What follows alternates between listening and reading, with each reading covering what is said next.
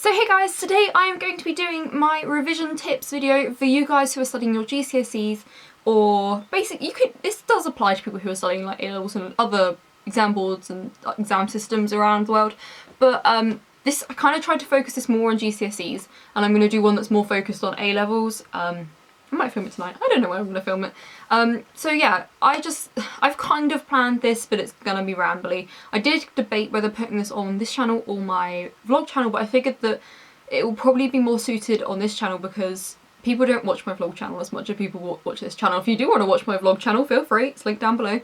But I know that there are a lot more of you on this channel, so and my other videos, revision videos, have gone down pretty well, and we're getting into that exam season and everything's kind of happening at once now, so I thought just do it. I'm just gonna go for it. So yeah, this is kind of things, not necessarily things that I did, but it's kind of things that looking back I wish I did or I did do and found that worked, or things that other people have said that they did and really worked. If you're wondering why I've got 10 different shades of nail polish on my nails, I just filmed my video of my top 10 nail polishes of all time, or top 10 favourite nail picks, I'm not really sure what I'm going to call it. I'm really bad at figuring out what to name videos. So if you haven't seen that, go check it out. It should be up for this video or some in amongst, I don't know how it'll go up. So yeah, let's just get straight into it, and the first kind of main tip I have is right now you guys need to get organised. If you're sitting at home thinking I haven't started revising yet, I haven't even thought about it yet, just make a plan. Make a timetable if you want a timetable. I found that timetables are really difficult to stick to.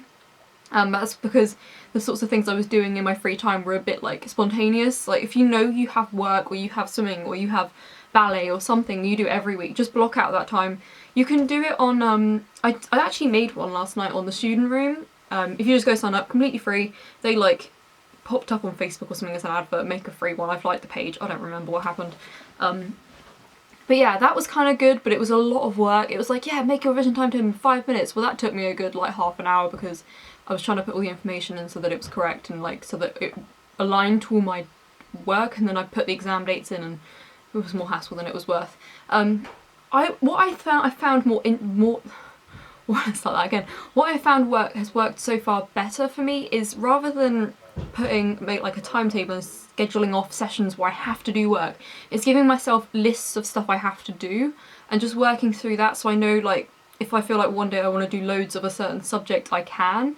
You know what I mean? And if I have the lists in front of me on my desk, then I know that like they're there and I need to get that work done at some point. So like I've gone through all of my maths books and stuff and I've written out all the topics, so I know that I need to have done the questions at the end of the chapter on them. I need to have like read through, made notes in my book, and then if I find that I see an exam question on it that I don't really get, I'll highlight the question in the book and then I'll go back and make sure I've revised it and like really understand that topic. So it works, you know, there's many different ways of doing it. Revision tactics and tips are very personal, so I'm trying to cover a wide range in this video. And you may find some things that really work, you may find things that didn't work at all. Like I said, revision timetables for me weren't necessarily the best use of my time because I just got stressed out by not keeping up with it. Lots of people put revision timetables into like hour slots and then have a half an hour break or something. Great, do breaks, but what I preferred doing is doing more work back to back and then having a longer break at the end. So I don't know, you've got to really figure out what fits in with your lifestyle, and yeah. I found that when I was revising for my GCSEs, as much as I tried to stick to my timetable, didn't really work in any way, shape or form. Another thing with the timetable is you need to really focus and make sure you're not spreading your revision equally. Your teachers may tell you to spread it equally. I don't believe that's true. If you're really great at maths, you're getting like straight A's. Do maths, but don't make it your main focus. Make things that you're maybe not so good at your main focus, and then when you're getting nearer to the exam, switch up, make sure you're, you know, revising for things that are coming up sooner and just balancing your time properly. You've got to really master it. I didn't do that very well last year in my ASs. I kind of messed up my revision. Revised loads for my early exams, not at all for my later exams. Obviously didn't do very well in my later exams, did quite good in my earlier exams. Overall wasn't great. But GCSEs, you're probably going to have a lot of exams in a short period of time. They don't let you take them earlier anymore. My year was the first year that wasn't allowed to take my exams early. Like there used to be January series and I think a November series. So that makes it harder. But yeah, anyway, that's the past. You just got to make sure you're balancing your time properly. Don't waste time. There isn't an infinite amount of time. By the time this goes up, you'll probably have 2 months-ish till exams. I know I've got like 2 months and 7 days or something like ridiculous like that until my first exam.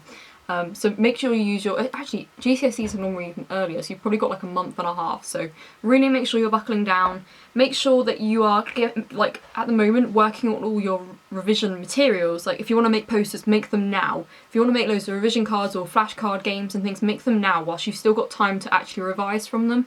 One mistake I made when I was doing my GCSEs is I was making revision cards up until the night before my exam. So I never actually used those revision cards, I just made them. I made them for the sake of making them, and then I never actually got to like flick through them and remind myself of the topics because I was still making them. So if you want to make them, I found the revision cards really helpful for those that I did finish before the exam, but a lot of them I didn't, and it was just useless in the end making them on the night before the exam because I really couldn't get much from them. Especially with science subjects, I found revision cards worked because you can condense a subject onto just one little card, and if you get a question, like I said earlier, about something that you can't remember or you're not really familiar with, you can just take out that card, quickly read it, and then you know it's refreshing your memory. Diagrams are quite good, you can kind of make them a little bit smaller. Try not to simplify things too much though. I know people say like simplify, simplify, simplify. You do still want to keep your keywords on there, that's a massive thing, keywords. Make sure you know your definitions because those sorts of things come up all the time and it'll really screw you over.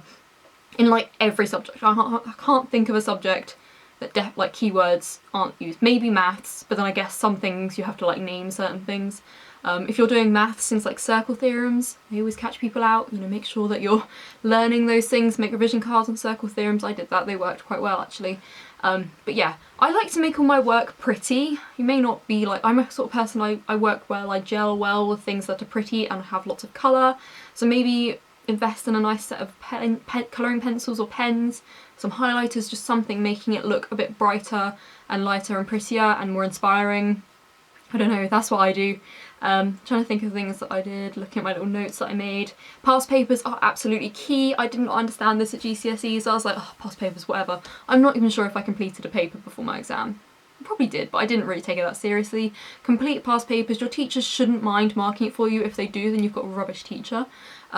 You know, they should be like, yes, give me the papers, you know, they wanting to give you feedback, because if you do a paper, they mark it, you kind of get a rough idea on like what grade you're going to get, and if there's like, you know, there's maybe 3 modules to your actual grade, like in biology and stuff you have like 3 sections or something, make sure you do all 3 papers, and then you can like look at your overall grade, and your teacher should be able to help you with like mark schemes and grade boundaries, and actually sometimes they can supply the papers, but I go and print them out myself. I don't print them out at home, I do always print them out in school because why would I pay for the paper and ink at home when I can get it for free at school? Like, let's face it, but I know not all schools do that, so you've kind of got to see what your school do and what they'll do for you. Asking teachers for more revision work, or teachers do have a lot more revision materials, and I think they kind of let you know if you can't afford to go and buy revision cards. They are quite expensive, going into BH Smith's and buying revision cards. They're like £4 for a 100 pack. Go and ask in school because they normally have some. My school do, but I don't like them because they cut them in half so they're like square. I don't know, I'm just fussy. Another thing I found really useful was writing things on sticky notes and sticking it around in different places in the house. That works well for definitions. So in my bathroom I used to have loads of definitions, and like I did history, so I used to have loads of like laws and stuff written, and like American presidents, their dates and stuff. Just things you need to remember, that's kind of works for that. Or formulas, if you have to remember formulas for maths or physics, what's this? Something my sister does is she makes up little rhymes, or like her teacher will say a rhyme and she'll try and remember that. She's got one for the area of circle or something. I don't even know it, to be honest. I just learned them. We never got told rhymes when I was doing my GCSEs, but I know that they're quite useful. There's loads on the internet. If you just go and look up the internet, then you'll find some. Another thing is when you're doing your practice papers, make sure you're doing them under the time, like in the actual time constraint, because it can be quite difficult to judge how much time you have for a paper. If you know, unless your school does mocks, which most schools do, but they don't always do them properly, you need to make sure that you can do the paper in the hour or however long you're given. Because if you can do the paper in 100% but you take twice as long, that's no good. You need to make sure you are working through the papers at a good pace, and you know, keeping to your time limits, and using technical terms and proper grammar and spelling, because that is a big thing at the moment in lots of GCSE papers. It's all about getting the right spelling and grammar, so make sure your grammar and spelling is on point. Last couple of things I just want to say is, like, I've forgotten what I was going to say. Oh, why did this happen?